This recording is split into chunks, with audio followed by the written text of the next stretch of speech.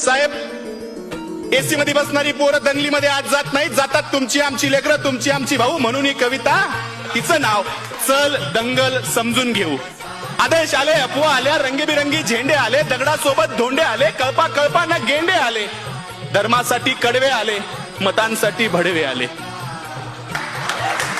दंगल पेटली, घरं पेटले, दंगल पेटली, घरं पेटले, हलक्या मेंदूचे पेटून उठले, गाड्या तुटल्या, काचा फुटल्या, यात माणसांचं मरण झालं, ब्रेकिंग न्यूजला कारण झालं, पत्रकार घटनेच्या खोलात गेले, घटनास्थळीचे जेलात गेले. त्यांना जामीन द्यायला आलं कोण? झेंड्यावाले का धर्मावाले? आले माय, बाप आणि भाऊ. चल दंगल समजून घेऊ, खरं खोटं तपासून पाहू.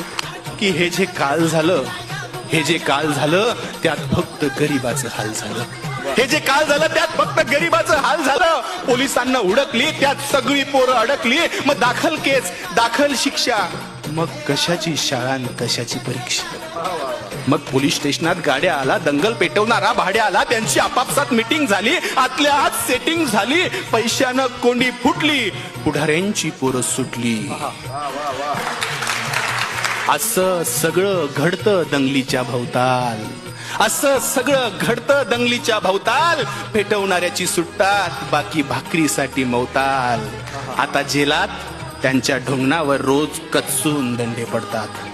दादा हो, एकदा जाताना साहेबाला विचारा, कोलम कसा असतो, थर्ड डिग्री कसा असतो.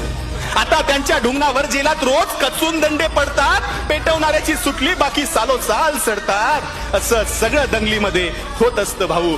चल दंगल समजून घेऊ, खरं खोटं तपासून पाहू.